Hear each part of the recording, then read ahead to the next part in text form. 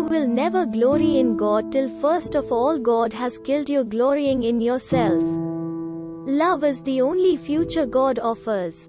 But God doesn't call us to be comfortable. He calls us to trust Him so completely that we are unafraid to put ourselves in situations where we will be in trouble if He doesn't come through. If you follow the will of God, you know that in spite of all the terrible things that happen to you, you will never lose a final refuge.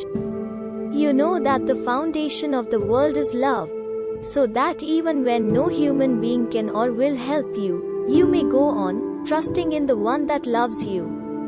Listen to God with a broken heart. He is not only the doctor who mends it but also the Father who wipes away the tears. Sometimes I go to God and say, God, if Thou dost never answer another prayer while I live on this earth, I will still worship Thee as long as I live and in the ages to come for what Thou hast done already. God's already put me so far in debt that if I were to live 1 million millenniums I couldn't pay Him for what He's done for me. We fear men so much because we fear God so little.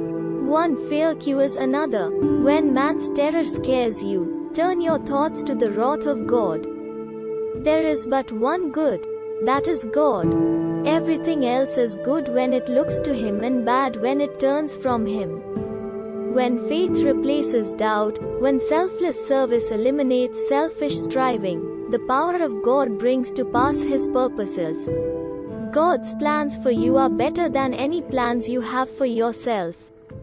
So don't be afraid of God's will, even if it's different from yours. Not often, but every once in a while, God brings us to a major turning point, a great crossroads in our life. God doesn't take things away to be cruel. He takes things away to make room for other things. He takes things away to lighten us. He takes things away so we can fly. It may look impossible, but God can do the impossible. Just because you don't see anything happening doesn't mean God is not working. Whatever your heart clings to and confides in, that is really your God. Through hard work, perseverance and a faith in God, you can live your dreams. Every day I feel is a blessing from God. And I consider it a new beginning. Here, everything is beautiful. Your talent is God's gift to you. What you do with it is your gift back to God. You have to grow from the inside out. None can teach you. None can make you spiritual. There is no other teacher but your own soul. God will always bring the right people into your life, but you have to let the wrong people walk away. God didn't make a mistake when He made you. You need to see yourself as God sees you. The first step to becoming what God made you to be is to stop worrying about what others want you to be. Never give up on your dream, because you never know what the Lord can bless you with. Everything that occurs in your life is part of God's plan to wake you up. Why should we give God thanks? Because everything we have comes from God. It is not great men who change the world, but weak men in the hands of a great God. If you want to do the work of God, pay attention to people.